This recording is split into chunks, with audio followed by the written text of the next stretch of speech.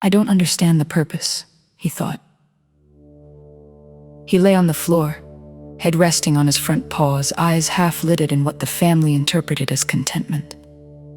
The posture required minimal effort to maintain. The tail, too, moved automatically with slow, rhythmic thumps against the hardwood whenever one of them glanced his way. Positive reinforcement loop. Simple. The mother stood at a table, folding fabric into precise rectangles. Shirts, smaller garments, a pair of long cotton tubes the young female seemed particularly fond of. The mother paused occasionally, smoothing wrinkles that did not seem to bother anyone else. Her motions were repetitive, almost ritualistic. Why does she do that? He wondered. Cleanliness? Order? Control. The father sat in a large, cushioned chair, one limb draped over the side, the other bent awkwardly beneath him. He held a cylindrical container, lifting it to his mouth at regular intervals. Each time, he made a faint exhalation sound afterward, as if relieved. Chemical intake, the observer noted. Mild intoxicant, reduced awareness predictable. The smaller humans ran in circles through the room, emitting sharp bursts of sound laughter. He had learned it often preceded conflict. The male child extended a limb, striking the female across the shoulder, not with full force, but sufficient to produce the expected result. The female froze, then began to emit a high-pitched distress signal. Crying. Inefficient, the observer thought. The mother stopped folding. "Hey, stop that!" she called. The father did not respond immediately. He took another sip from the container. "Did you hear me?" The mother said, louder now. "Do something about it." The father exhaled again, longer this time. "Jesus," he muttered, placing the container on a nearby surface. He rose slowly, joints protesting, and crossed the room with reluctant purpose. The observer tracked the movement with minimal eye adjustment. Delayed response to conflict, delegation of authority, hierarchical inconsistency. The father separated the children with broad, imprecise gestures.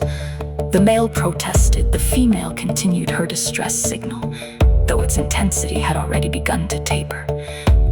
Resolution incomplete, the observer noted, but accepted. He allowed his tail to thump again as the mother resumed folding. They noticed. They always noticed. "Good boy," she said absently, without looking at him. He suppressed the urge to correct her. He was not a boy.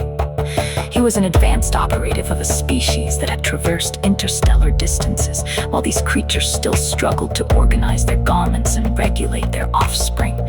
He understood their language now, their habits, their weaknesses. They were soft, disorganized, emotionally driven. They would not be difficult to subdue. He closed his eyes briefly, committing the moment to memory. Yes, he thought. They are exactly what we expected. Subject maintains cover without deviation, said Dr. Elaine Mercer. Eyes fixed on the central monitor. Beside her, Dr. Victor Hale leaned forward, elbows on his knees. Still no sign it suspects anything?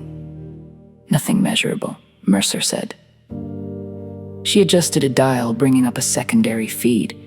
Infrared overlay, skeletal mapping, subtle fluctuations beneath the dog's skin. Not a dog, not really. It mimics respiration patterns, Hale said. Even dream cycles, that's unsettling. It's not dreaming, Mercer replied. It's recording. On the main screen, the father returned to his chair. The mother folded. The children circled again, more cautiously this time. Domestic normalcy perfectly staged. Think it's mapping social hierarchies? Hale asked. Everything, Mercer said. Behavioral patterns, conflict resolution, emotional triggers. It's building a model. For invasion? Hale said quietly. Mercer hesitated. That's the concern. Hale leaned back, exhaling through his nose. We brought it here to study it, he said. Now it's studying us right back. Mercer allowed herself a thin smile. Controlled environment, she said. Every sound, every movement captured it only sees what we want it to see. On the screen, the dog's tail thumped again. Hale frowned. You ever get the feeling it's amused? Mercer didn't answer immediately. Paranoia, she said at last. It's an animal, a very sophisticated one, but still, it's not an animal. Hale interrupted. That's the whole point. Mercer glanced at him, then back at the monitor. No, she said softly. It isn't. They believe they are in control, said observer Keth. The viewing chamber was dim, the air thick with a faint, metallic scent.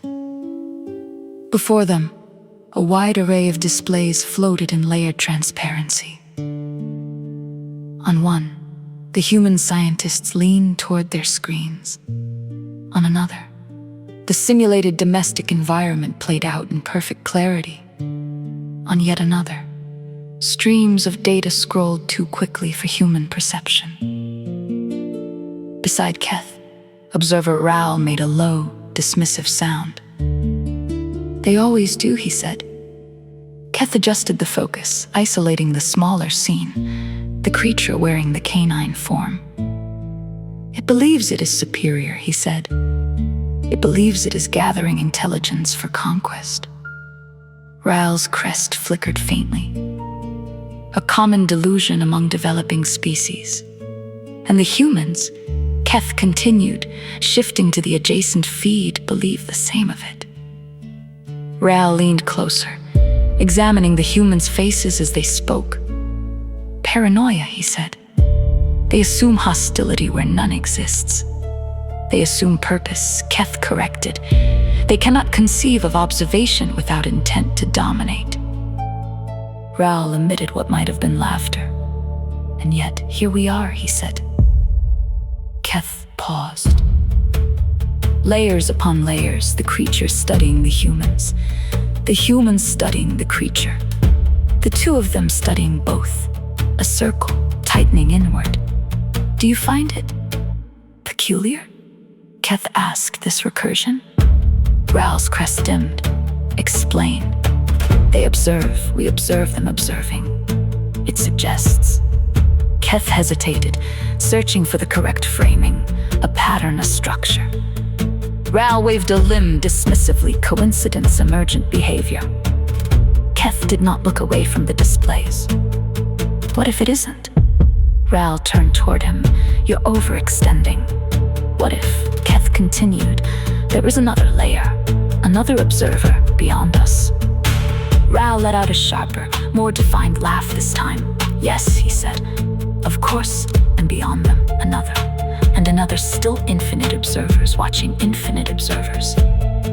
He leaned closer, voice lowering. Or perhaps we are constructs in someone else's narrative, designed for their amusement. Keth said nothing. Be serious, Raoul added. Silence settled between them. On the screens, the dog closed its eyes. The humans continued their quiet routines. Data flowed, unending. Keth inclined his head slightly. Of course, he said. But he did not dismiss the thought. Instead, he adjusted the display just slightly, widening the frame as if expecting to catch something at the edge of it. Something not yet accounted for. He could not explain why, only that the feeling persisted. That somewhere, beyond the last layer he could perceive, someone was watching.